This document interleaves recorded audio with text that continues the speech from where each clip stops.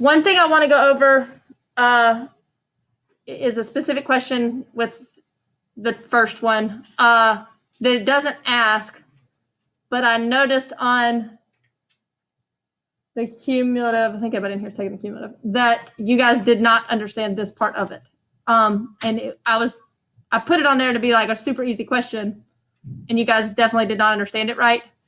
Now I gave you the benefit of the doubt and kind of took it, but for the first one, what am I defining as success? Having the flu. Is this binomial or geometric? Binomial. So theoretically, thinking through bins, and this is an annoying part about a lot of practice problems when I do them really quick. Binomial, yes, you can track the flu or you don't. I is actually really funny with this problem, and this is why I hate doing quick problems. If you're in a family and one of your family members gets the flu, your chances of getting it probably change. So a lot of times when I do quick problems like this, they'll do something stupid like assume the probability of getting the flu is independent. It's not. But theoretically, if we're trying to do a binomial problem, a lot of times we just do those really quick. But so we're defining success as getting the flu.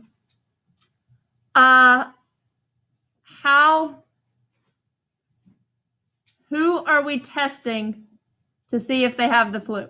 What are we testing to see if they have the flu? So like the answer is flu or not flu, yes? Okay. So I am walking up to one what to see if it's flu or no flu? Person. So what is a trial in this scenario?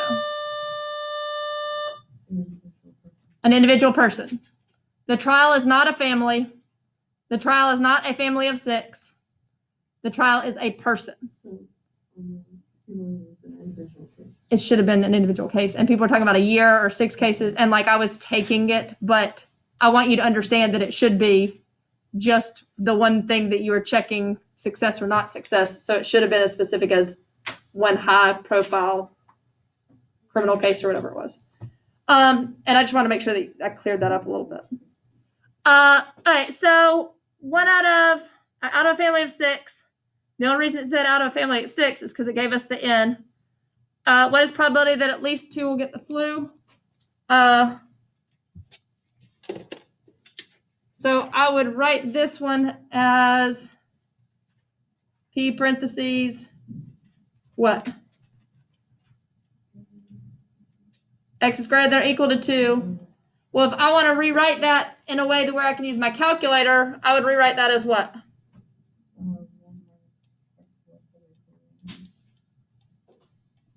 And so again, that's the 0, 1. And remember, binomial starts at 0.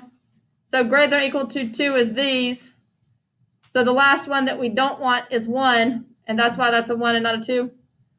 And then so 1 minus, what does that give us? I don't have this written down.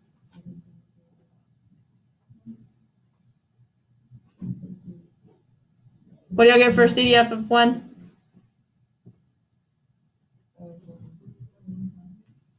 Point what? 0.0015. As you're less than or equal to 1? Oh yeah, because of 80%. Okay, and then 1 minus that would give us 9985, am I right? All right, so math really quick. Mu equals N times P. My N is 6. My P is 0.8, which would give me 4 point what? I need units here. So based off of the conversation we just had, what should my units be? People, family members, either one of those is fine. Standard deviation, square root of N times P times 1 minus P. So I'm doing square root of 6 times 0.8 times 0.2. I thought that was only for binomial. This one is binomial. Because you had 6 and you wanted exactly 2. I should have said that from the beginning. Yes, it's binomial. And you get like 1 point what? 3 something? 1 point what? Oh no, 0.9 maybe. 0.9798 or something.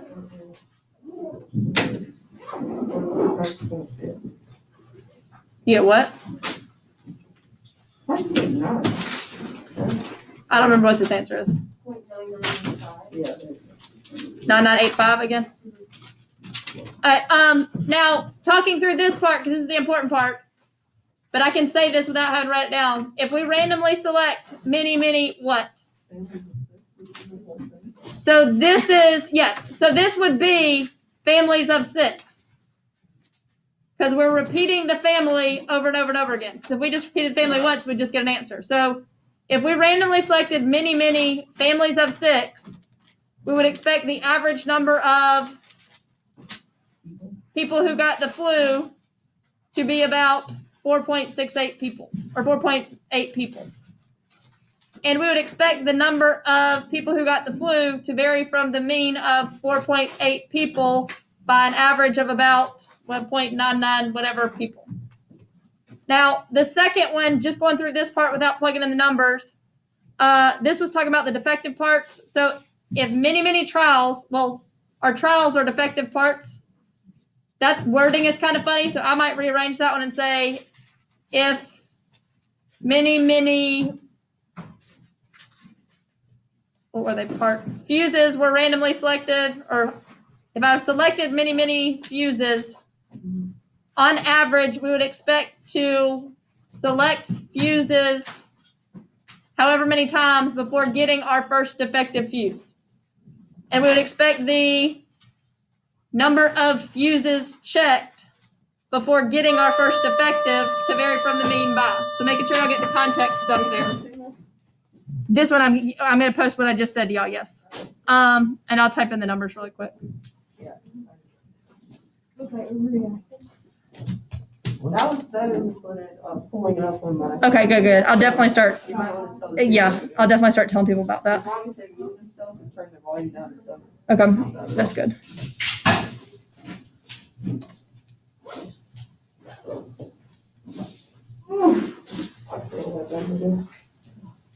No, it's called patience. Oh, this is my answer for B. I'm answering it for A on accident. You're not going anywhere.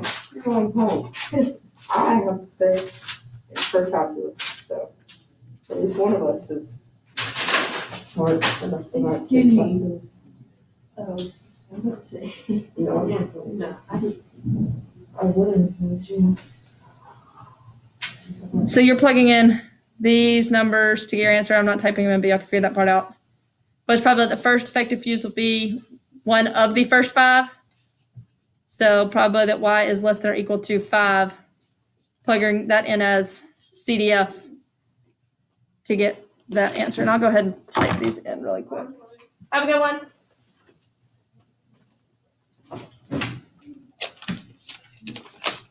So plugging in CDF.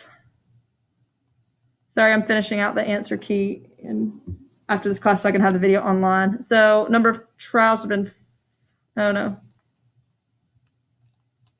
doing by geometric CDF. P is 0.05, X value of 5. And so this answer should have been 0.2262. And then 1 divided by 0.05 would give me 20. My units would be fuses. And then 0.95 divided by 0.05 squared. And then take the square root of that. And you get 19.4936 fuses, which means it's very unreliable because your standard deviation is almost many as your mean. And then, so if I plugged it in, I went through this really quick.